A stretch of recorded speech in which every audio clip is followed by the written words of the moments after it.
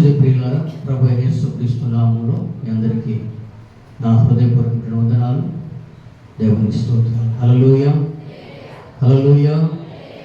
అంత క్షేమంగా ఉంటున్నారు. రెండు చేతులుగా దేవునికి స్తోత్రం చెబుదామా? స్తోత్రం, స్తోత్రం, స్తోత్రం, స్తోత్రం, స్తోత్రం. దేవుని మహోన్నతమైన కృప మరి చూస్తుండగానే ఈ 2024వ సంవత్సరం చివరిలోకి మనం వచ్చాము.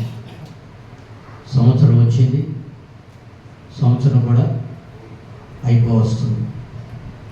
దేవుడు మహోన్నతమైన కృప ద్వారా 11 నెలలు దేవుడు కాపాడి ఈ 12వ నెలలోకి దేవుడు మనం ప్రవేశపెట్టాడు. హల్లెలూయా, హల్లెలూయా. ఏమైనా చిన్న చిన్న అవాంఛనీయ సంఘటనలు మినహా నా సంఘాన్ని అంతటిని కూడా దేవుడు క్షేమంగా, ప్రతి ఒక్కరిని క్షేమంగా కాపాడుతూ వచ్చాడు. దేవునికి మహిమ కలుగును గాక. హల్లెలూయా, హల్లెలూయా. మంచిది ప్రియులారా, ఈ సమయంలో కొద్ది నిమిషాలు మనం లేఖన భాగాన్ని ధ్యానం చేసుకుందాం. చదవండి. తిమోతికి రాసినటువంటి మొదటి పత్రిక అపోస్తలుడైన పౌలు గారు తిమోతికి రాసినటువంటి 2వ పత్రిక 2వ అధ్యాయం 5వ వచనం. మరియు జట్టి అయిన వాడు పోరాడినప్పుడు నియమ ప్రకారము పోరాడుకుంటే వానికి కిరీటము దొరకదు. చాలు. చూడండి ప్రియులారా, అపోస్తలుడైన పౌలు తిమోతికి రాస్తూ చెప్తున్నటువంటి ఈ మాటని మనం గమనిస్తున్నాం. జట్టి అయిన వాడు నియమ ప్రకారం పోరాడుకుంటే వానికి కిరీటము దక్కదు. జట్టి అంటే అర్థం తెలుసా? తెలుసన్న వాళ్ళు చేయొద్దండి.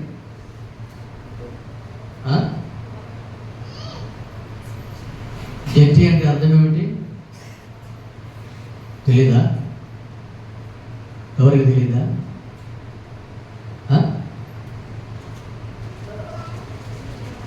ఎవరికి తెలీదా? బలవంతుడా? మీ భాషలో పేరు చెప్పారు.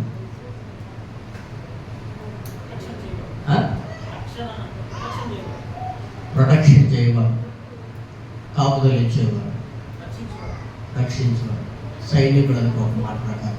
అంతేనా? అంతేనా? జట్టి అయిన వాడు దానికి అర్థం ఏంటంటే మల్ల యోధుడు అని అర్థం. మల్ల యోధుడు. మల్ల యోధుడు అంటే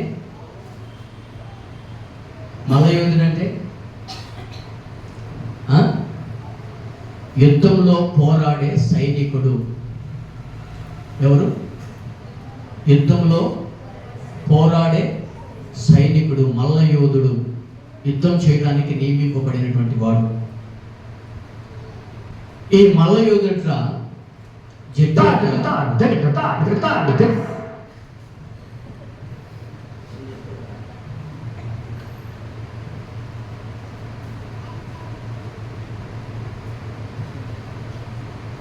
జట్టి అయిన వాడు నియమం ప్రకారం పోరాడుకుంటే వానికి ఏం దక్కదట? చెప్పాలి. ఏం దక్కదట? కిరీటము దక్కదు. ప్రియులగా, వాస్తవానికి సైనికులు అనేక మంది మన దేశానికి కాపుదలుగా ఉంటున్నారు. వాళ్ళందరూ కూడా దేహదారుణ్యం కోసం కొన్ని లక్షణాలు వాళ్ళకి ఉంటాయి. మిలిటరీలో ఉంటుంటే వాళ్ళకి అర్థమవుతుంది. లేకపోతే పోలీసులకు కానీ కానిస్టేబుల్స్ కానీ అర్హత సంపాదించినటువంటి వాళ్ళకి కొన్ని లక్షణాలు ఉండాలి.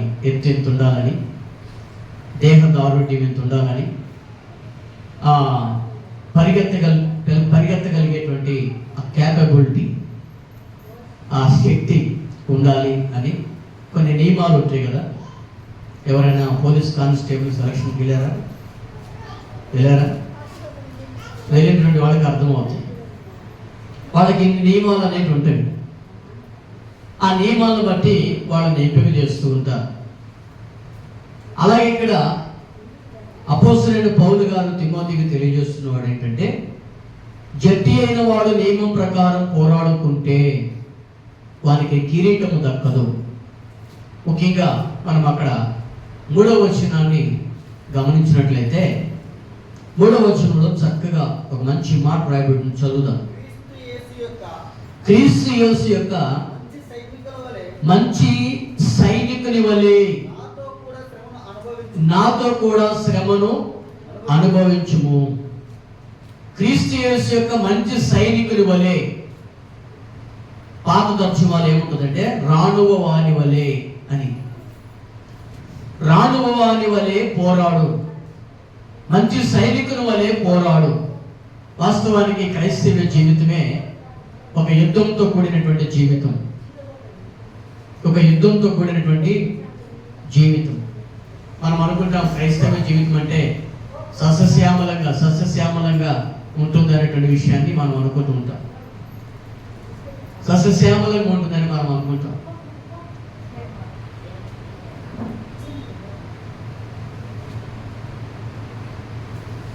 సస్యశ్యామలంగా ఉంటుందని మనం అనుకుంటూ ఉంటాం.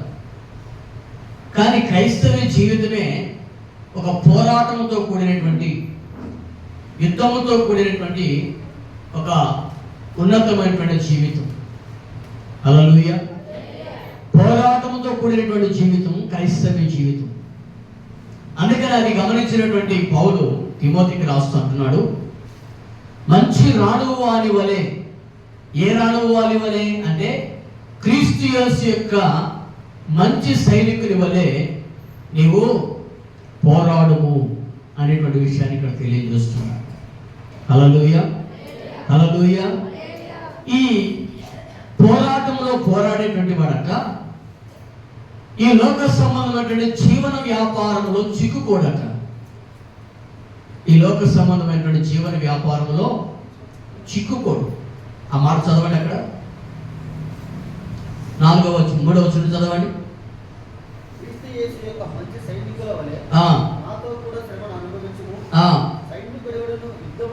యుద్ధములకు పోవునప్పుడు తన్ను దండులో సైన్యంలో చేర్చుకుని వారిని సంతోష పెట్టవలనని ఈ జీవన వ్యాపారములలో, ఈ లోక సంబంధమైనటువంటి జీవన వ్యాపారములలో చిక్కుకోడు.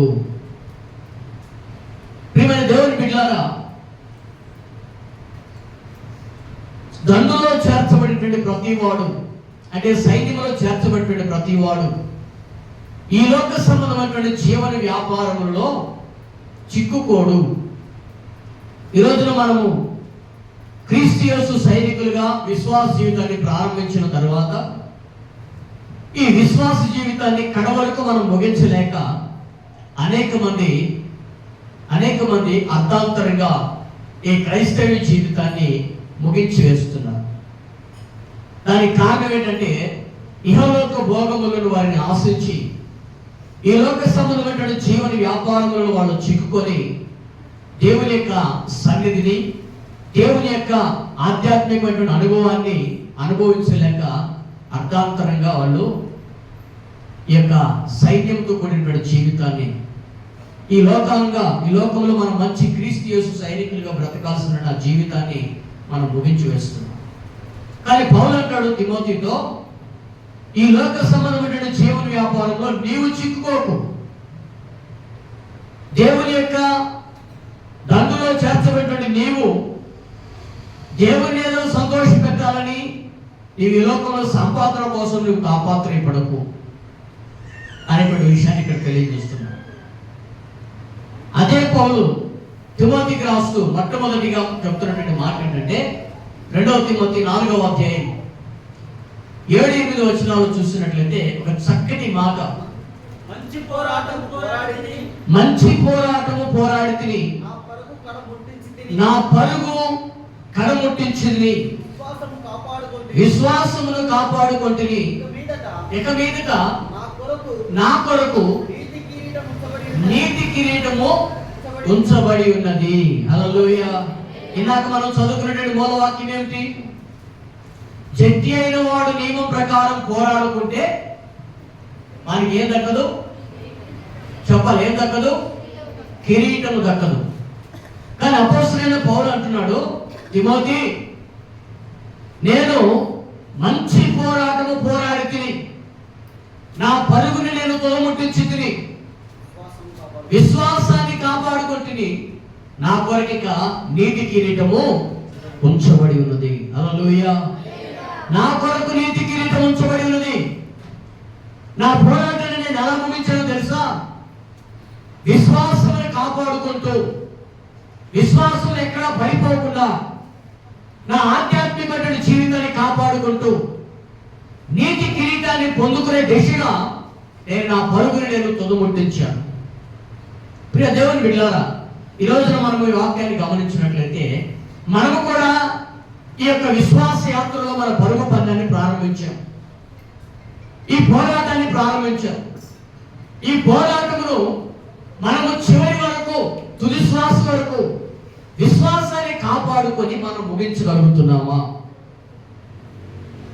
దేవుడు నాకు నీతి కిరీటాన్ని ఉంచుతున్నాడు అని పౌలు చెప్పగలిగినట్లుగా మనము ధైర్యముగా నా కొరకు నీతి కిరీటం ఉంచబడిందని దేవుని ఎదుట, దేవుని సేవకుల ఎదుట మనం ఒప్పుకోగలుగుతున్నామా అనేటువంటి విషయాన్ని ఇక్కడ మనం ఆలోచన చేయాలి. హల్లెలూయా, హల్లెలూయా. ఇక్కడ మొదటిగా మనం గమనించినట్లయితే విశ్వాసమును కాపాడుకుంటుంది అంటున్నాడు. దేన్ని కాపాడుకున్నాడట? చెప్పాలి. దేన్ని కాపాడుకున్నాడు? విశ్వాసమును కాపాడు. విశ్వాసి ఎప్పుడు కూడా అవిశ్వాసిగా మార్చబడకూడదు. అవిశ్వాసి అయితే అనర్థాలు, కోకలాలు ఉంటాయి. ప్రియమైన దేవుని బిడ్డలారా, విశ్వాసిగానే ఉండాలి. ఆ విశ్వాసం ఎప్పుడు కూడా సన్నగిలకూడదు. ఆధ్యాత్మికమైన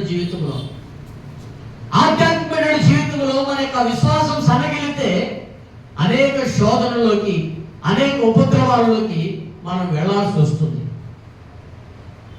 మనం ఆధ్యాత్మికంగా దేవుడు మమ్మల్ని నడిపిస్తున్నాడు, మమ్మల్ని కాపాడుతున్నాడు, మమ్మల్ని బలపరుస్తున్నాడని నమ్మి మనం యేసుక్రీస్తుని వెంబడిస్తున్నాం. వెంబడించిన ఈ సమయంలో అవిశ్వాసానికి కర్త అయినటువంటి ఒకడు వస్తుంటాడు మన దగ్గరికి. వాడు వచ్చి, ఇదేనని భక్తి, ఇదేనని విశ్వాసం, ఇదేనని ప్రేమ, ఇదేనని ఆధ్యాత్మికమైన జీవితం అని అనేక సార్లు మనకు చురకలు అంటిస్తూ ఉంటాడు. ఎన్ని చురకలు మనకు అంటించినా కూడా నేను యేసుని నమ్మి ఉన్నాను కనుక నాకు ఈ లోకంలో ఏది నాకు అక్కర్లేదు. హల్లెలూయా. నేను యేసుని నమ్మాను కనుక ఈ లోకంలో ఏది చేయలేదు అనే ఒక దృఢమైనటువంటి విశ్వాసపూరితమైన జీవితాన్ని మనం కొనసాగించగలిగితే మనం ఎంత పోరాటమైనా కూడా సులువుగా మనము జయించగలుగుతాము. హల్లెలూయా, హల్లెలూయా. అందుకే అదే తిమోతికి రాస్తూ పౌలు గారు మొదటి తిమోతి పత్రికలో 6వ అధ్యాయం 12వ వచనంలో ఒక చక్కటి మాట తెలియజేస్తున్నారు. చదవండి. విశ్వాస సంబంధమైన మంచి పోరాటము పోరాడము, నిత్య జీవమును చేపట్టుము, దానిని పొందుటకు నీవు పిలువబడితివి. హల్లెలూయా. విశ్వాస సంబంధమైన మంచి పోరాటము పోరాడము, దానిని పొందుట కొరకు నీవు పిలువబడ్డావు. నిత్య జీవం పొందుకు, దాన్ని పొందుట కొరకు నీవు పిలువబడ్డావు. ఏ పోరాటం పోరాడాలట? విశ్వాస సంబంధమైన పోరాటం. ఏ పోరాటం? విశ్వాస సంబంధమైనటువంటి పోరాటం. ప్రియ దేవుని బిడ్డలారా, ఈ విశ్వాస సంబంధమైనటువంటి పోరాటం అనేది చాలా కృపతో కూడినది. చాలా కృపతో కూడినది. ప్రియ దేవుని బిడ్డలారా, మనం గమనించాలి. విశ్వాసం అనేది ఎంత ఉండాలంటే ఎలాంటి శత్రువు అయినా సరే, ఎంతటి బలమైన శోధన అయినా సరే నా జీవితాన్ని ఏమీ చేయలేదు, దేవుడు నా పక్షమున ఉండగా. హల్లెలూయా. యెహోవా నా పక్షమున ఉండగా ఏది నన్నేమీ చేయలేదు అనేటువంటి ఒక దృఢమైనటువంటి విశ్వాసం ఈరోజు మన జీవితాలలో క్రియ చేయని ఆరంభించాలి. దేవునికి స్తోత్రం. హల్లెలూయా, హల్లెలూయా, హల్లెలూయా. ప్రియమైన దేవుని బిడ్డలారా, ఈ రోజు మనం గమనించాలి ఈ మాట. హల్లెలూయా. ఈ రోజు ఈ మాటలు మనం గమనించాలి. ఎంతటి విశ్వాసమైనటువంటి క్రియ అయినా సరే దేవుడే నా పక్షాన నుండి ఆ విశ్వాసాన్ని కొనసాగించి ఏ కార్యాలైనా ఆయన చేయటం శక్తి కలిగినటువంటి వాడు. ఈ మాట పాత నిబంధన గ్రంథంలో ఒక భక్తుడు చెప్పాడు. ఎవరో చెప్పగలరా మీరు? చెప్పగలరా? అన్నలందరూ అరణ్యంలో మేకలు కాస్తున్నారు. అరణ్యంలో మేకలు కాస్తుంటే తండ్రి పంపించాడు. అన్నలు ఎట్లున్నారో చూసిరా పోరా అని తండ్రి పంపించాడు. తండ్రి పంపిస్తే ఈ కుమారుడు వెళ్ళినప్పుడు అతని తండ్రికి ఎదురే చివరివాడు. ఈ కుమారుడు వెళ్ళినప్పుడు అన్నలందరూ అరణ్యంలో భయపడి పరుగులెత్తి భయపడి పారిపోతున్నారు. ఎందుకంటే అక్కడ ఒకడు శూరుడు నిలబడి ఉన్నాడంట. ఎవరు? ఒక శూరుడు నిలబడి ఉన్నాడంట. వాడి పేరు ఏంటంటే గొల్యాతు. ఏం పేరు? గొల్యాతు. వాని ఎత్తు ఎంత అంటే 6 మూరల జానెడు అని రాయబడింది. 6 మూరలు అంటే ఎంత ఎత్తుంటాడు? మీకు నేను పదే చెప్పవచ్చు అన్నిసార్లు. మోర్ అంటే అడుగున్నర అని. మోర్ అంటే అడుగున్నర. ఇప్పుడు 9 లెక్కేయండి. 6 మూరలు అంటే 6 అడుగులు, 6 అర్ధులు, 9 అడుగులు. 9 అడుగులను ఇంకొక పైన జాన. అర్థమవుతుందా? అంటే ఇంచుమించుగా ఎన్ని అడుగులు ఎత్తుంటాడు? దగ్గరగా 10 అడుగులు ఎత్తుంటాడు. 10 అడుగులు అంటే ఇప్పుడు నేను నా ఎత్తు ఎంత తెలుసా? 5 అడుగుల 3 అంగుళాలు. నా ఎత్తు ఎంత తెలుసా? 5 అడుగుల 3 అంగుళాలు. అంటే నాకు ఎంత ఉంటాడు? నాకు డబుల్ ఉంటాడు. అర్థమవుతుందా? అంటే ఇప్పుడు నేను వాడిని చూడాలంటే ఎట్లా చూడాలి? ఇట్లా చూడాలి. అర్థమవుతుందా? ఇట్లా చూడాలి నేను వాడిని చూడాలంటే. అంత బాహు కలిగినటువంటి ఎత్తు కలిగినటువంటి వాడు బలాఢ్యుడు. ఇశ్రాయేలు అందరికీ సవాల్ విసురుతున్నాడు. ఏమని? మీరు ఎవడైనా నన్ను ఎదిరింపగలిగిన మగాడు ఉంటే నాతో వచ్చి యుద్ధం చేయండి అని సవాల్ విసురుతున్నాడు. హల్లెలూయా. ఇశ్రాయేలు ఎవ్వరు కూడా ఒక్కడు కూడా ముందడుగు వేయలేకపోతున్నాడు. ఎవడు ముందడుగు వేయలేకపోతున్నాడు. ఎందుకో తెలుసా? వాని దేహ దారుణ్యం చూసి, వాని బలాన్ని చూసి, వాని యొక్క ఎత్తును చూసి, వారి యొక్క దేహంలో ఉండే కండర బలాన్ని చూసి, వామ వాడి దగ్గరికి వెళ్తే మనల్ని తుత్తులీగా నరికి చంపేస్తాడేమో అని చెప్పేసి భయపడి ఎవడు ఒక్కడుగు కూడా ముందుకు వేయకుండా వెనకడుగు వేస్తున్నారు. ఈ సంగతి ఈ పిల్లోడికి వినబడింది. ఎవరికి? దావీదుకి వినబడింది. దావీదుకి వినబడితే దావీదు అంటాడు, నేను జయిస్తాను వాడిని. హల్లెలూయా. నేను జయిస్తాను వాడిని. అన్నలందరూ అంటారు, పనికి వాళ్ళడా ఎందుకు వచ్చావు నువ్వు? పంపకారుడు కూడా ఎక్కడికి వచ్చావు అని చెప్పేసి అన్నలందరూ వాడిని తిడుతుంటే దావీదు చెప్పిన మాట ఆ నోట పాకుతా పోయి రాజు దగ్గరికి పోయి ఇప్పుడు రాజు దావీదుని పిలిచి, నీవు నిజంగా అతను జయించగలుగుతావా అని అంటే, నేను నిశ్చయంగా వాడిని జయించగలుగుతాను. హల్లెలూయా. నా దేవుడు నాకు తోడై ఉన్నాడు కనుక నేను వాడిని తెగ నరుకుతాను అని చెప్పి దావీదు అంటున్నాడు. రాజుకు ఆశ్చర్యం వేసింది. ఇంతమంది సైన్యం ఉన్నారు, ఇంతమంది యుద్ధ నెలకొరులు ఉన్నారు, వీళ్ళలో ఎవరికి లేనటువంటి ధైర్యం వీడికి ఏమొచ్చింది? ఎవరిని చూసి వచ్చింది? అంత బలాగ్యులే, వారు ఎదురుగా నుండి అందరు బలాగ్యులే వెనకడుగు వేస్తుంటే వీడు ఏం చూసుకొని నేను జయిస్తాను అంటున్నాడు అంటే దావీదుతో వాడు అంటున్నాడు. ఎవరు? సౌలు అంటున్నాడు. ఏమంటున్నాడు? నువ్వు పిల్లవాడి కదా నాయన, నీ ఎత్తు చూస్తే 4 అడుగులు కూడా లేవు, నువ్వు నీకు బలం చాలదు, నువ్వు బాలుడు నాయన, నీకు యుద్ధం చేయడానికి నీ శక్తి సరిపోదంటే దావీదు అంటున్నాడు సౌలుతో, రాజా, నేను అరణ్యములో గొర్రెల కాల్చి ఉండగా సింహం ఒకటి, ఎలుగుబంటి ఒకటి నా గొర్రెలను తినాలని వాడి దగ్గరికి వచ్చినప్పుడు నేను సింహమును ఎలుగుబంటును గడ్డం పట్టుకొని చీల్చేసి వాటిని చంపివేశాను. హల్లెలూయా. రాజుకు నమ్మబుద్ధి కాలేదు. వీడు నిజం చెప్తున్నాడా అబద్ధం చెప్తున్నాడా? సరే మొత్తం మీద ఏదైతేనే వీడిని పంపిద్దామని చెప్పేసి రాజు ధరించుకున్నటువంటి డాలు, కేడెము, ఖడ్గము, కంఠాభూషణము ఇవన్నీ కూడా ధరింపు చేసి వెళ్తూ ఉంటే దావీదుకి అడుగు ముందుకు పడతలేదు. ఇశ్రాయేలు అందరూ అనుకుంటున్నారు, డంబాలు బలికి ఎవడు వచ్చాడు, ఆయన డంబాలు బలికి ఎవడు వచ్చాడు, ఇప్పుడు దాకా జయిస్తానన్నాడు, ఈ ఎద్దు వస్త్రాలను అడుగు ముందుకు వెళ్ళలేకపోతున్నాడు, వీడేం జయిస్తాడని ప్రజలందరూ ఆలోచిస్తుంటే దావీదు అంటాడు సౌలు దగ్గరికి వెళ్ళి, రాజా ఇవన్నీ నాకు వాడుకలేవు, ఇవన్నీ నాకు వాడుకలేవు, మరి ఏముంది నీకు వాడుక అంటే కేవలం విశ్వాసము. హల్లెలూయా, కేవలం విశ్వాసం. యుద్ధ వస్త్రాలను ధరించుకోవాల్సిన అవసరం నాకు లేదు, కేడం ధరించుకోవాల్సిన అవసరం నాకు లేదు, డాలు ధరించుకోవాల్సిన అవసరం నాకు లేదు, కంఠభూషణం ధరించుకోవాల్సిన అవసరం నాకు లేదు, తలకు కిరీటం ధరించుకోవాల్సిన అవసరం నాకు లేదు. ఏమిటి నాకు ఉన్నటువంటి అంటే కేవలం ఒకే ఒకటి విశ్వాసము. హల్లెలూయా, హల్లెలూయా. వెంటనే సౌలు అవన్నీ కూడా వస్త్రాలను తీసేసి, సరే నువ్వు ఎట్లా వెళ్తావు వెళ్ళరా అని చెప్పేసి అంటే దావీదు ఏట్లోకి వెళ్ళి ఎన్ని రాళ్ళు ఏరుకున్నాడట? 5 నున్నర రాళ్ళు ఏరుకున్నాడు.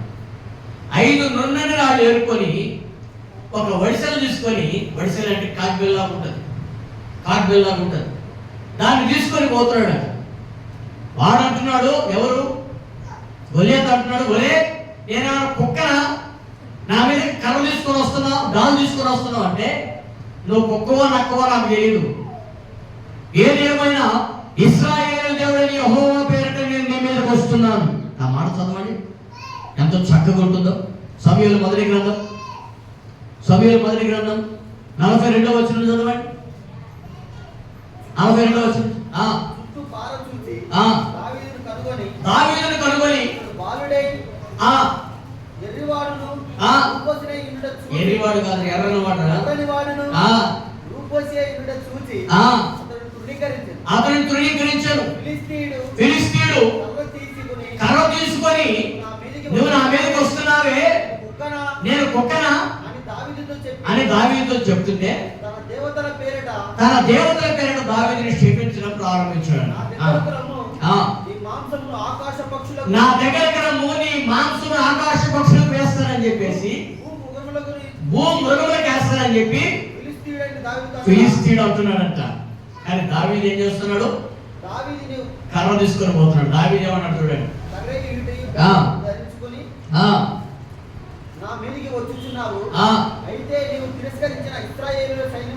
నీవు తిరస్కరించిన ఇశ్రాయేలీయుల సైన్యములకు అధిపతివి యెహోవా పేరిట నేను నీ మీదకి వస్తున్నాను. ఈ దినమున యెహోవా నిన్ను నా చేతికి అప్పగించును. నేను నిన్ను చంపి నీ తల తెగడానికి ఇశ్రాయేలీయులలో దేవుడున్నాడని లోక నివాసులందరూ తెలుసుకున్నట్లుగా నేను ఈ దినమున ఫిలిష్తీ యొక్క కళేబరములను ఆకాశ పక్షులకు భూమృగములకు నేను వేస్తాను. వాడేమంటున్నాడు? రా, నా దేవతల పేరుకి నేను శపించి నేను తుత్తినిగా చేసి నీ మాంసాన్ని ఆకాశ పక్షులకి భూమృగాలకు వేస్తానంటే దావీదు అంటున్నాడు, నీవు తిరస్కరించినటువంటి ఇశ్రాయేలు దేవుడని యెహోవా పేరిట నేను నీ మీదకి వస్తున్నాను. ఈ దినము నిన్ను చంపి నీ తల తెగడానికి ఇశ్రాయేలు దేవుడున్నాడని భూలోక నివాసులందరూ తెలుసుకున్నట్లుగా. హల్లెలూయా, భూలోక నివాసులందరూ తెలుసుకున్నట్లుగా ఫిలిష్తీ యొక్క కళేబరములన్నీ నీది కూడా కాదు, నీ ఫిలిష్తీయులు నీకు సంబంధించినటువంటి ఫిలిష్తీయుల కళేబరములన్నీ కూడా చంపి ఆకాశ పక్షులకు భూమృగాలకు వేస్తాను. హల్లెలూయా. దావీదులో ఉన్నటువంటి ధైర్యం ఏమిటి? దావీదులో ఉన్నటువంటి ధైర్యం ఏమిటి? విశ్వాసము. హల్లెలూయా, హల్లెలూయా. ఈ 5 రాళ్ళు ఎందుకు ఏర్పడినా తెలుసా? ఈ 5 రాళ్ళకి 5 గుర్తులు. మొదటి రాయి అపోస్తులు, 2వ రాయి ప్రవక్తలు, 3వ రాయి సువార్తికులు, 4వ రాయి కాపరులు, 5వ రాయి ఉపదేశకులు. ప్రవక్తలు చెప్పండి, అపోస్తులు, ప్రవక్తలు, సువార్తికులు, కాపరులు, ఉపదేశకులు. ఈ 5 రాళ్ళు. మొట్టమొదటి ఒక రాయి తీసుకున్నాడు. ఏ రాయి? అపోస్తలులు. అపోస్తలులు అంటే పిలువబడిన వారు, పంపబడినటువంటి వారు, దేవుని చేత విశ్వాసం ద్వారా పిలువబడి, ఈ లోకంలో మాకు ఏది ఇచ్చినా ఏది ఇవ్వకపోయినా దేవుడే మా స్వాస్థ్యం, హల్లెలూయా, ఏది ఇచ్చినా ఇవ్వకపోయినా దేవుడే మా స్వాస్థ్యం అని నమ్మి విశ్వాసం ద్వారా తల్లిదండ్రులను, అన్నదమ్ములను, ఆస్తిపాస్తులను, సమస్తాన్ని వదిలిపెట్టుకొని దేవుని వెంబడించినటువంటి వారు అపోస్తలులు. దేవునికి స్తోత్రం కలుగును గాక. కేవలం వీరు విశ్వాసం మీద ఆధారపడి జీవించేటువంటి వారు. మనకు సహోదరుడు మెసేజ్ పెట్టి ఫోన్ చేయించాడు, పాస్టర్ గారు పలానా చర్చిలో మీటింగ్ జరుగుతుంది, ప్రార్థన అయిపోయిన తర్వాత పాస్టర్ గారు మీకు బట్టలు ఇస్తారు రండి అని చెప్పేసి ఫోన్ చేశారు. బట్టలు ఇస్తారు, మంచి సఫారీ డ్రెస్ ఒకటి ఇస్తారు. నేను పోలేదు. ఎందుకో తెలుసా? ఆయన సఫారీ బట్టలు ఇవ్వడం కాదు, ఆకాశం మందున దేవుడు నాకు 5 రెట్లు బట్టలు ఇస్తాడు. హల్లెలూయా, హల్లెలూయా, హల్లెలూయా. దేవుడు నాకు ఇచ్చాడు కూడా, ఇస్తాడు కూడా. దేవునికి మహిమ కలుగును గాక. ఏంటో తెలుసా? అది ఆకాశమందున దేవుడిని నమ్మాము, ఆకాశమందున దేవుడే మాకు ఇస్తాడు ఖచ్చితంగా. అది ఎవరిని పురికొలుపుతాడు, లేపుతాడు దేవుడు, అంతే. దేవునికి స్తోత్రం కలుగును గాక. హల్లెలూయా. నా దేవుడు నాకు ఇస్తాడు, ఆయన నువ్వు ఇవ్వాల్సిన అవసరం లేదని చెప్పేసి నేను పాల్గొడిపోవాలి. ఎందుకో తెలుసా? పోయినందుకు మళ్ళీ దానికి 100 రూపాయలు రిజిస్ట్రేషన్. ఎంత? 100 రూపాయలు రిజిస్ట్రేషన్. ఆ 100 రూపాయలు పెట్టి ఇంకో 100 రూపాయలు పెట్టే పొద్దుటూరులో డ్రెస్ నాకు బ్రహ్మాండంగా వస్తుంది. హల్లెలూయా, హల్లెలూయా. పొద్దుటూరులో బ్రహ్మాండంగా వచ్చింది సఫారీ డ్రెస్ నాకు. ప్రియమైన దేవుని బిడ్డలారా, ఈ రోజున మనం గమనించాలి, ఆలోచన చేయాలి. అపోస్తలులు అంటే దేని ద్వారా పిలువబడినటువంటి వారు? విశ్వాసం ద్వారా. కేవలం విశ్వాసం మీద ఆధారపడి సేవ చేస్తున్నటువంటి వారు అపోస్తలులు. ఆస్తిపాస్తులు సంపాదించుకోవడం కోసం కాదు, ఆత్మ సంపాదనే ప్రాధాన్యం. పేరు ప్రఖ్యాతుల కోసం ఆరాటపడే సేవ కాదు, ఆత్మల సంపాదన కోసము ఆరాటపడే సేవ అపోస్తలుది. ఈ అపోస్తలులైనటువంటి గ్రాయి పెట్టి విశ్వాసంతో గొలియాతు యొక్క దెబ్బ కొట్టగానే గొలియాతు కింద పడాడు. వెళ్ళి వాడి కట్టును తీసుకుని వాడి తలని తెగనరికి ఏం చేశాడు?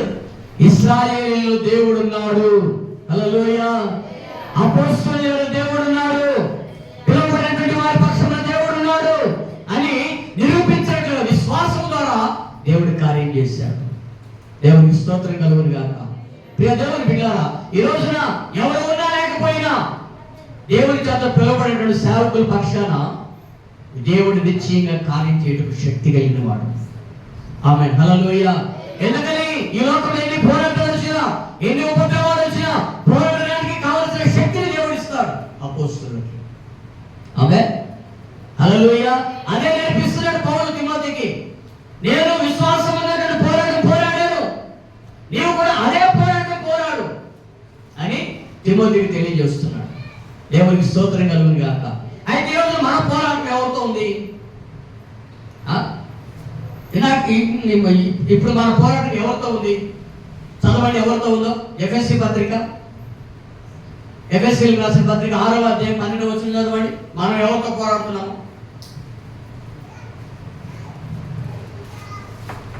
ఎఫెసీ పత్రిక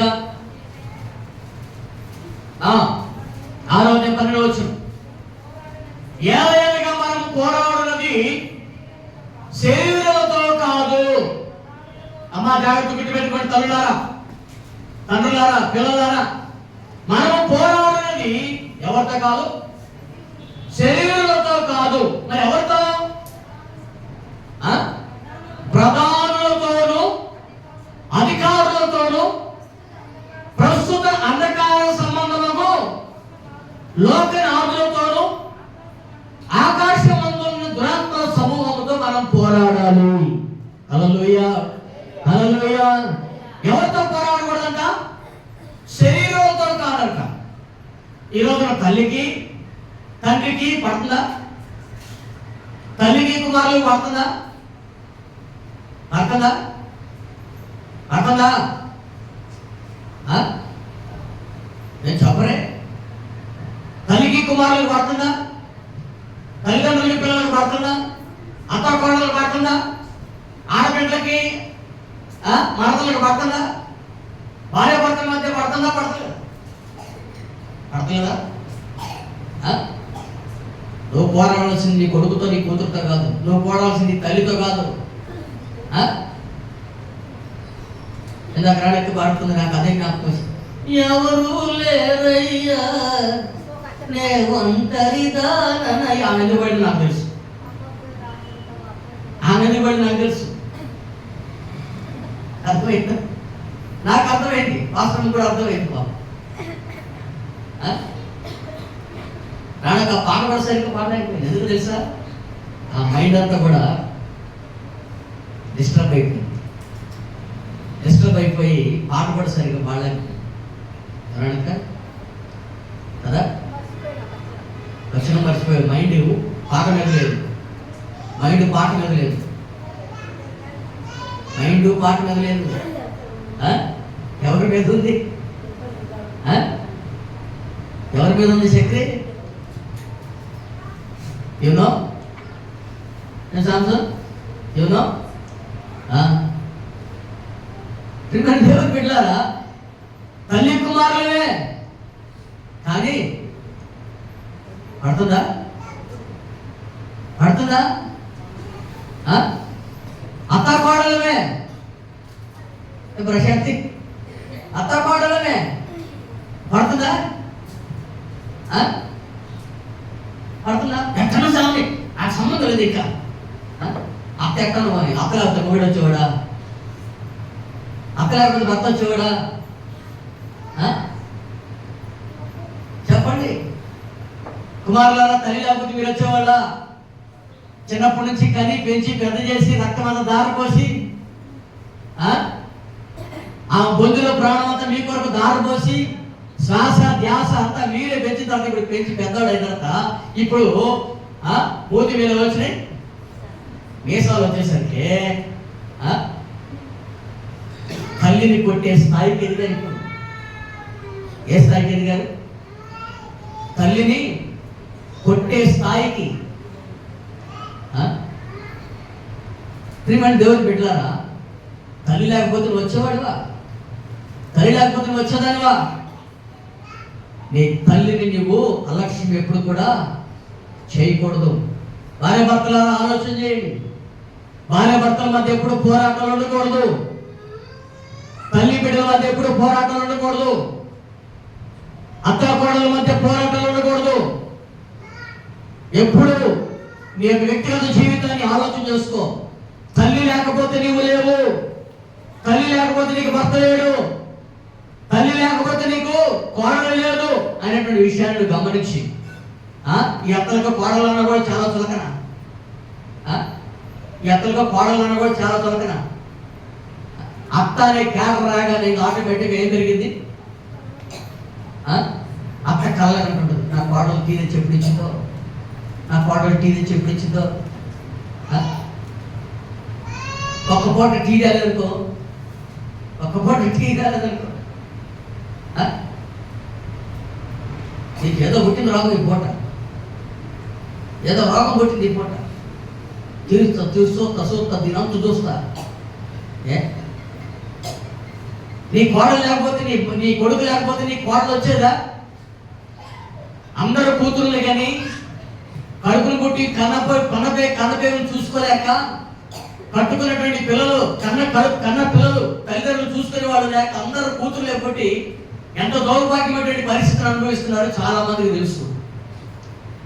కాబట్టి మనం ఈ లోక సంబంధమైనటువంటి శరీరంతో కాదు మనం పోరాడాల్సింది.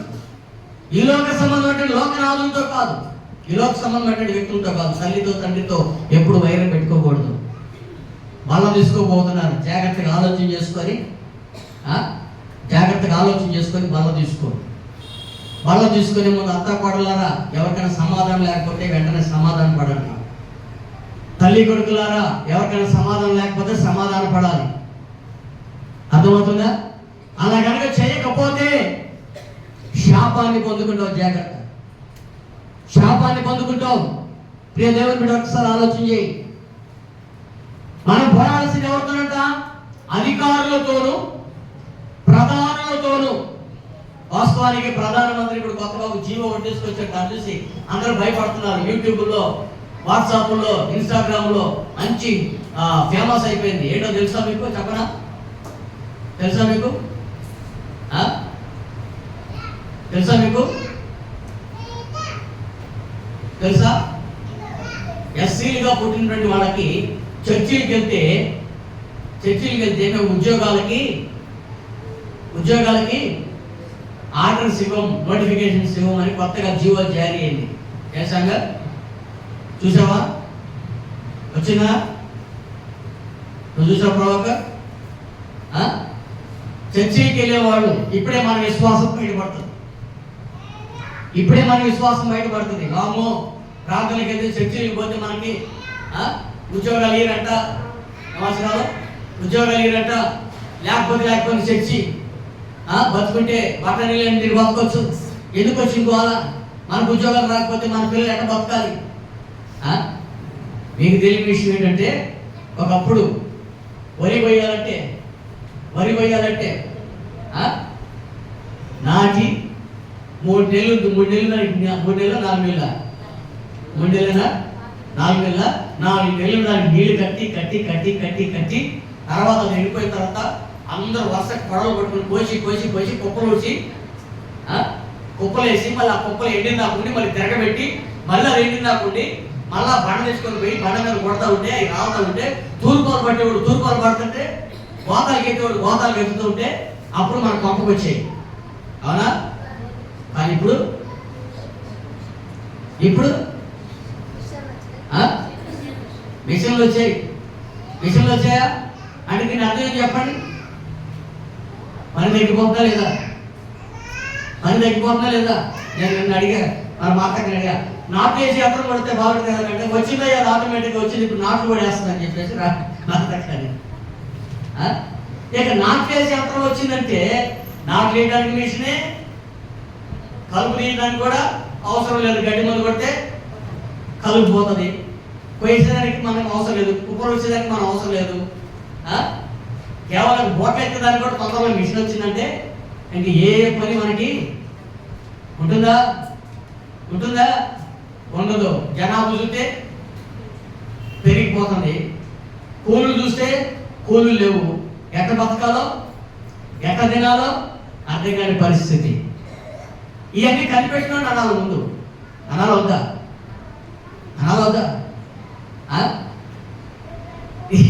రైతులు కూడా ఏమయ్యారంటే, ఇళ్ళకెందుకు లేరిపోయిన కంప 2000 మిషన్ కోసి పెడుతుందని వాళ్ళు కూడా సుఖమారిగారు. రైతులు నేను ప్రత్యేక నిర్దేశించిన బాధపడబడుతున్నారు. సుఖమారి వాళ్ళు ఏంటంటే, ఈ ఒక్కొక్క కూలి పెట్టడానికి వచ్చిన వాళ్ళకి ఎంత వెళ్తారు? 300 పోసినందుకు, మళ్ళీ తిరగబెట్టినందుకు 10 మంది వచ్చాక 13, 3000. తర్వాత తిరగబెట్టినందుకు మళ్ళా 300, మళ్ళీ 3000, మళ్ళీ తిరగబెట్టినందుకు, మళ్ళీ కొట్టినందుకు మొత్తం కలిపితే ఎంత?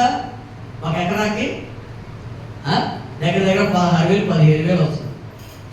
కానీ ఇప్పుడు మిషన్ వచ్చినంత ఎకరాకి ఎంత ప్రభాకర్? మిషన్ వస్తే చూడండి, దాంట్లో దశం భాగం అర్థమైందా? 30,000లో దశం భాగం మిషన్ చేసి పెడుతుంది.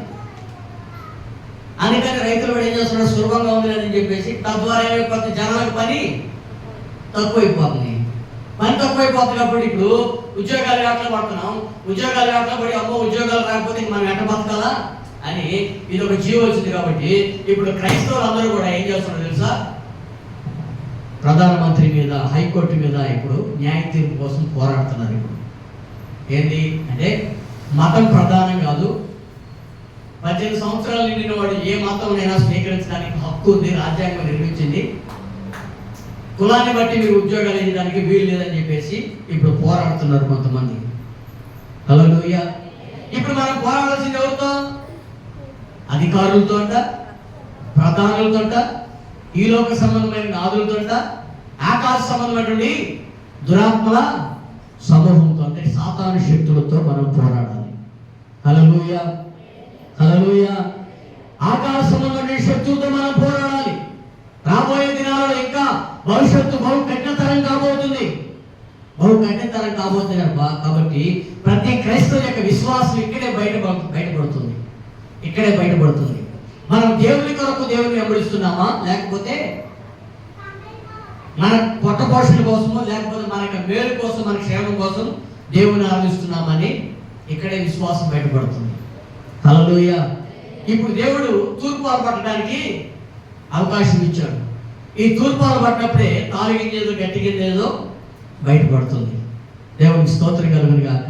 అయితే ఈ సమయంలోనే విశ్వాసం కాపాడుకొని దేవుని కొరకు నీవు పోరాడగలిగేటువంటి ఒక యోధుడిగా నీవు నిలబడితే నీకు ఏ కిరీటం దక్కుతుంది? నీతి కిరీటం. ఏ కిరీటం? నీతి కిరీటం దక్కుతుంది. అదే పౌలు తెలియజేస్తున్నాడు. విశ్వాస సంబంధమైనటువంటి మంచి పోరాటం పోరాడి తిని ఇక నా కొరకు నీతి కిరీటం. అయితే మన పోరాటం ఎవరితో? ఈ లోక సంబంధమైన నాదులతో కాదు, ఈ లోక సంబంధమైన శరీరులతో కాదు. హల్లెలూయా. రెండవదిగా మనం గమనించినట్లయితే కొరింథీయులకు రాసిన మొదటి పత్రిక 9వ అధ్యాయం 25వ వచనం చూసినట్లయితే అక్కడ ఒక మాట రాయబడింది. అది కూడా చదువుకుందాం. కొరింథీయులకు రాసిన మొదటి పత్రిక 9వ అధ్యాయం 25వ వచనం. మరియు పందెమందు పోరాడువాడు అన్ని విషయములలో మితముగా ఉండును. వాడు క్షేమైన కిరీటం పొందుటకు, మనమైతే అక్షయమైన కిరీటమును పొందుటకు మితముగా ఉంటాము, మితముగా ఉన్నాము. చూడండి ప్రియులారా, ఇక్కడ మనం గమనించినట్టయితే పందెమందు పోరాడువాడు అన్ని విషయములలో మితముగా ఉంటారంట. వాస్తవేనా? ఇండియన్ క్రికెట్ టీమ్ సెలక్షన్ చేసినప్పుడు సెలక్షన్ టీమ్ అని ఒకటి ఉంటుంది. ఉంటుందా? సెలక్షన్ టీమ్ ఒకటి ఉంటుంది. ఆ సెలక్షన్ టీంలో కొంతమంది కమిటీ సభ్యులు ఉంటారు. ఆ కమిటీ సభ్యులు వీడి యొక్క దేహము ఫిట్నెస్గా ఉందా లేదా, అంటే ఆట ఆడటానికి యోగ్యకరంగా ఉందా లేదా అని వారి యొక్క దేహాన్ని మొత్తం అంతా పరీక్షిస్తారు. ఆ దేహాన్ని అంతా పరీక్షించి వాడు దేహం అంతా కూడా ఆరోగ్యకరంగా పరిగెత్తగలిగినటువంటి క్యాపబిలిటీ, లేకపోతే ఏదైనా చేయగలిగినటువంటి క్యాపబిలిటీ ఉందా లేదని అవన్నీ కూడా గమనిస్తారు. అవి గమనించిన తర్వాతనే టీంకి సెలెక్ట్ చేస్తారు.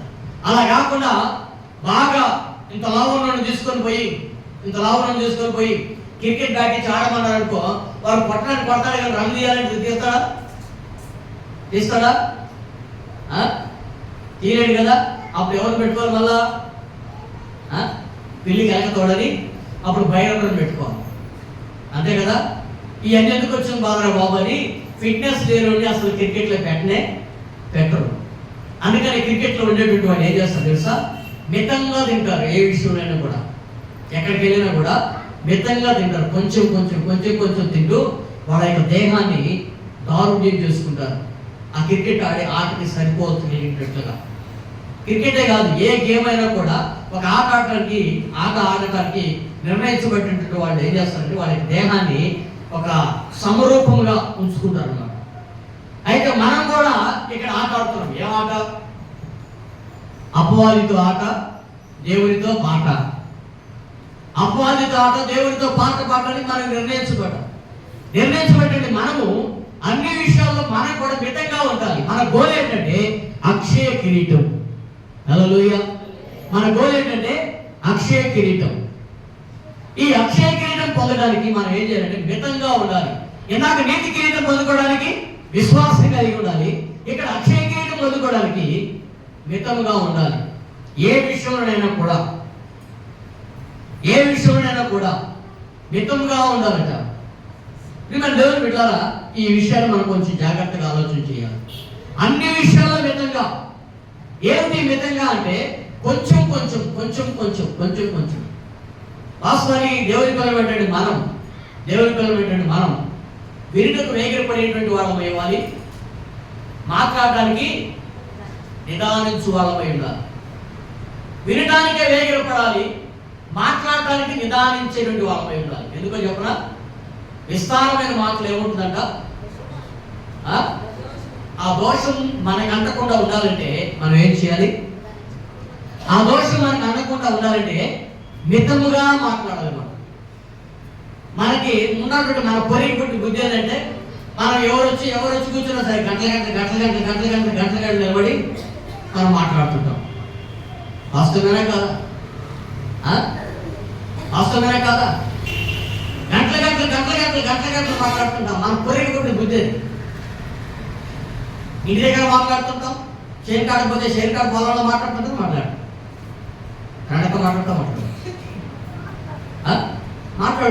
పని జరిగిందంట. మన పొరిగి కొట్టిన బుద్ధి అది. ఎక్కడున్నా కూడా ఏదో ఒకటి మాట్లాడుకుంటానే ఉండాలి. కానీ దేవుని వాక్యం అంటుంది మితముగా మాట్లాడు. ఎలా మాట్లాడాలి? ఈ మితముగా మాట్లాడకపోవటం వల్ల నీవేమవుతావు తెలుసా? 10 మందికి లోపు అయిపోతావు. ఏమైపోతావు? 10 మందికి లోపు అయిపోతావు. వాస్తవానికి మనం వాళ్ళ గురించి ఓ ఉన్న మాటలు లేని మాటలు అన్నీ చెప్పుకుంటా ఉన్నాం అనుకో, వినేవాడికి మాత్రం ఏమొస్తుంది? తీసుకొచ్చి నీకు సాలే ఏం మాట్లాడుతుంది సాలే అన్నా కూడా అటు జరిగిన కానీ అనవసరమైనటువంటి మాటలన్నీ మనం ఒక్కొక్క మాటలన్నీ మాట్లాడుకొని ఏం చేసుకుంటాం? మన విలువలు మనమే చేతులారా పోగొట్టుకుంటున్నాం. కానీ దేవుని వాక్యం అంటుంది నువ్వు మితంగా ఉండు, మితముగా మాట్లాడు, మితముగా తిను. దేవుని పిల్లలమైన మనం కడుపు నిండా తిన్నాం మనకు ఏమొస్తుంది? ఏమొచ్చింది?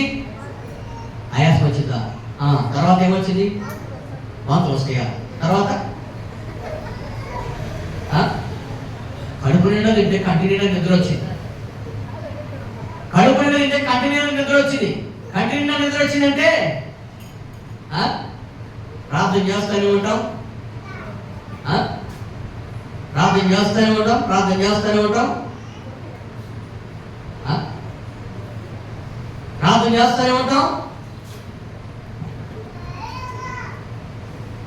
వస్తున్నానే కదా? ప్రార్థన చేస్తూనే ఉంటాం, ప్రార్థనలు కూర్చొనే ఉంటాం, కంటి మీద కూలికి వేస్తూనే ఉంటాం. ఇశ్రాయేలు చచ్చిపోయారు చెప్పారు కదా? ఇశ్రాయేలు చచ్చిపోయారు అనగానే ఇశ్రాయేలు చచ్చిపోయిన కళ్ళు ఎందుకు అని ఆలోచన చేయరు. ఎందుకంటే మన మైండ్ షార్ప్గా ఉండదు అనమాట. మైండ్ షార్ప్ ఉండదు. ఎందుకని?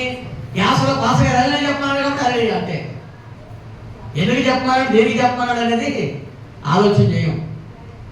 అర్థమవుతుందా?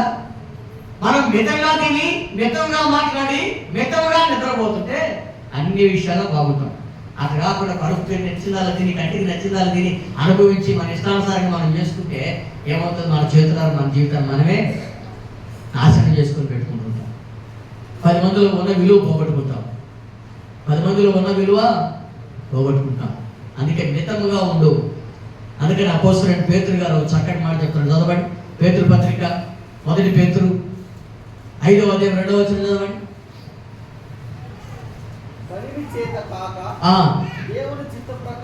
బలిమి చేత కాక దేవుని చిత్త ప్రకారము ఇష్టపూర్వకముగా దుర్లాభాపేక్షతో కాక సిద్ధ మనసుతోను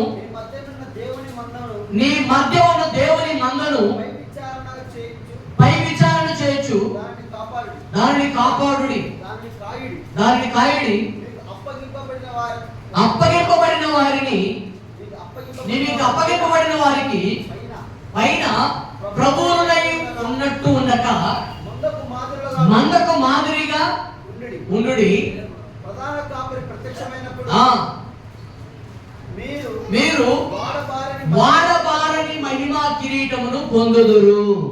హల్లెలూయా, హల్లెలూయా. ఇక్కడ ప్రాముఖ్యంగా క్లుప్తంగా చెప్పాలన్న మాట ఏంటంటే, ఒకటి దేవుని చిత్త ప్రకారముగా, రెండోది ఏంటంటే సిద్ధ మనసుతో. దేవుని చిత్త ప్రకారంగా సిద్ధ మనసుతో మీ పైన ఉన్నటువంటి అధికారులు ఎడల, మీకు అప్పగింపబడినటువంటి సంఘం ఎడల మీరు జాగ్రత్తగా ప్రభువునై ఉన్నట్టు ఉండక మందకు మాదిరికరంగా మీరు వారికి కాయండి. అప్పుడు మీరు వాడబారిన మహిమా కిరీటమును పొందుదురు.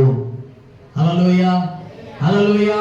అంటే దీని యొక్క అర్థం ఏంటంటే దేవుని చిత్త ప్రకారంగా దేవుడు సంఘం పట్ల ఏ చిత్తం బయలుపరిచాడో ఆ దేవుని చిత్త ప్రకారంగా వాళ్ళ వాక్యాన్ని బోధిస్తూ, వాళ్ళు ఎప్పుడైనా ప్రార్థన చేయడానికి రమ్మంటే సిద్ధ మనసుతో వాళ్ళకి దగ్గరికి వెళుతూ, వారిని ఆదరిస్తూ, పరామర్శిస్తూ, వారి మీద అధికారం చలాయించిన వారిగా దేవుని సేవకులు ఎప్పుడు కూడా ఉండకూడదు. మేము చెప్పిందే వినాలి, మేము చెప్పిందే చేయాలి, మా శాసనమే శాసనం, మా తప్ప ఇంకొకటి మాట ఉండకూడదు అనేటువంటి ఒక అజమాయిషీ చేసినటువంటి కాపరత్వం ఎప్పుడు కూడా ఉండకూడదు.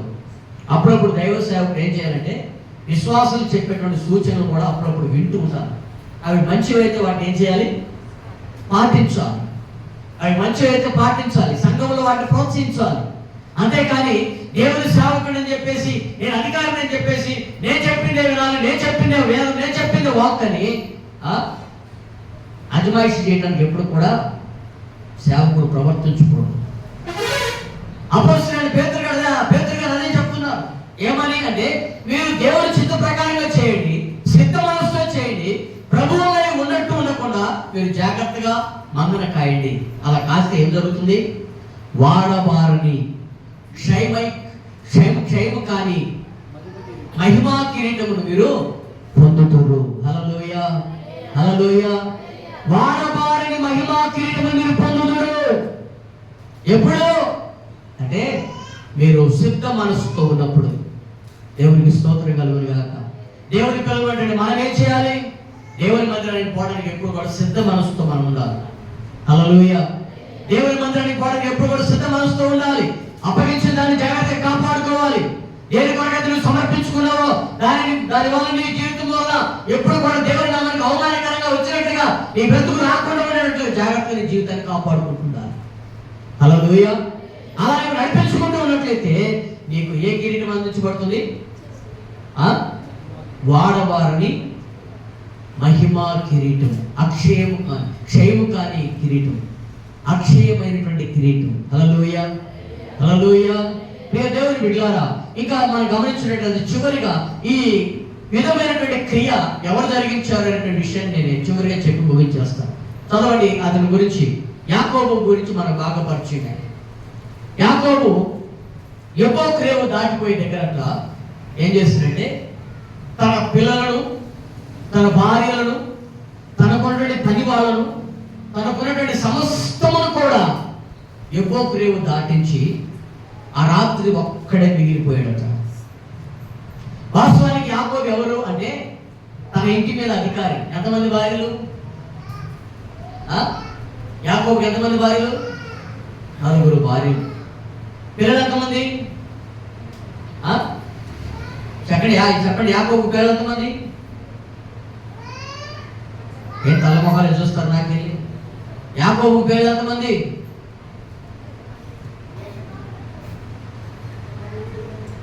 ఏమిన్నారు ఎంతకాలం? 8 సంవత్సరాలు. ఏమో ప్రశాంతి, యాకోబుకి ఎంతమంది పిల్లలు? 12 మందినా? 12 మందినా? 13 మంది. దీనా కూడా ఉంది. దీనా సంగతి మర్చిపోయారు.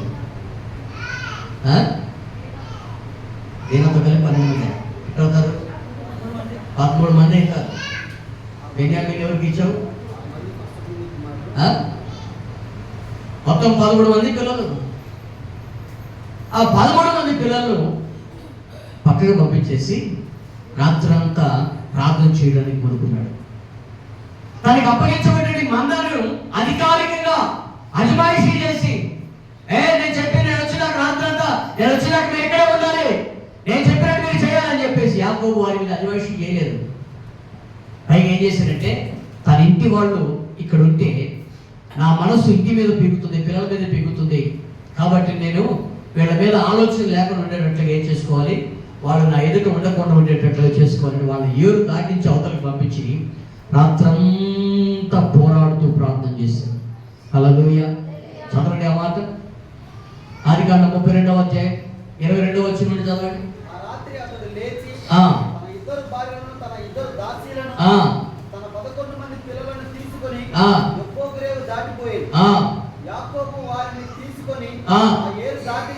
యాకోబు వారిని ఏరు దాటించి తన కలిగినంతా పంపివేశాడట.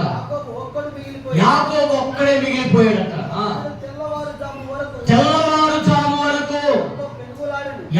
యాకోబు పెనుగులాడుతున్నాడు. ఎవరితో తెలుసా? దేవునితో పెనుగులాడుతున్నాడు. హల్లెలూయా. దేవునితో పెనుగులాడుతున్నాడు. దేవునితో పెనుగులాడుతూ దేవా, నీవు నన్ను నిశ్చయంగా ఆశీర్వదించాలి. ఇప్పుడు నీవు నన్ను నిశ్చయంగా ఆశీర్వదించాలి. ఈ రాత్రి నన్ను ఆశీర్వదించితేనే నేను నిన్ను వదిలిపెడతానని తొడను గట్టిగా పట్టుకొని, దేవుని గట్టిగా పట్టుకొని వదిలిపెట్టలేదు. దేవుడు ఆశీర్వదించేంత వరకు. హల్లెలూయా.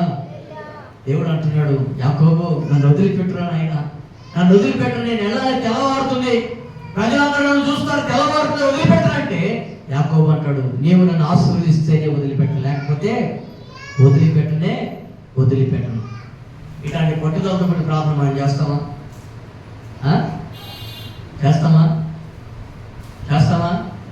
పొరపాటు చేయం. కానీ యాకోబు ఆశీర్వదిస్తే వదిలిపెడతానని ఆఖరికి దేవుడు యాకోబు తొడ మీద కొట్టినప్పటికీ కూడా యాకోబు వదిలిపెట్టలేదు. నీ పేరేంటని అప్పుడు దేవుడు అడిగాడు.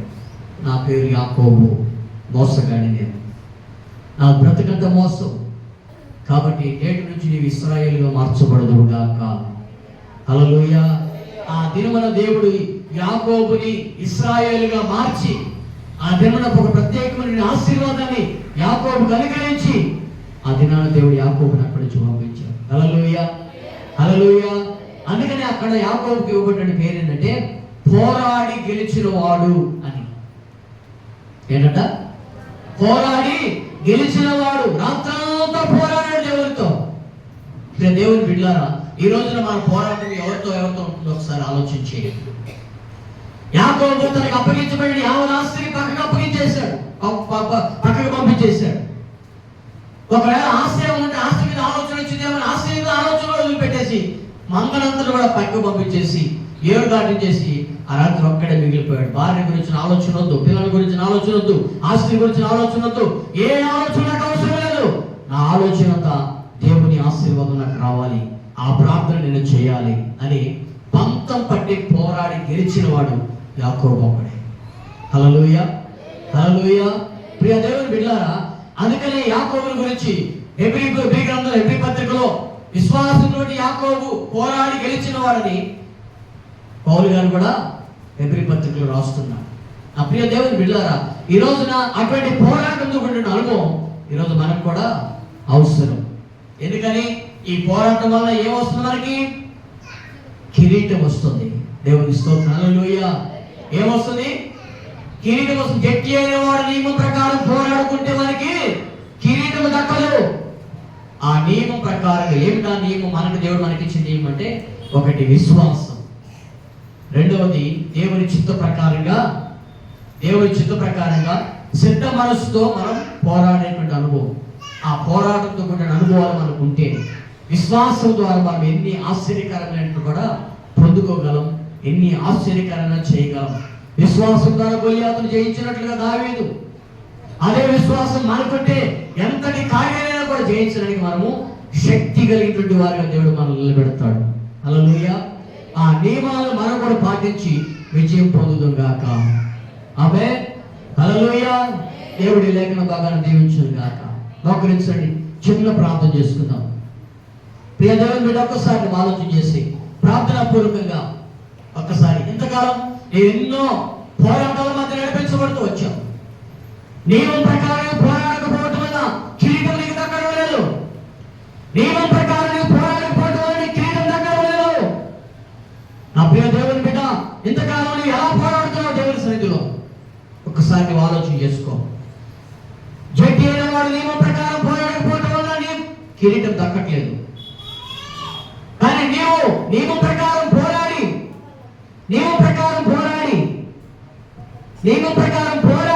నీ కిరీటాన్ని నీవు దక్కించుకోవాలి. ఇది దేవుడు నీ పట్ల కోరుతున్నటువంటి ఒక గొప్ప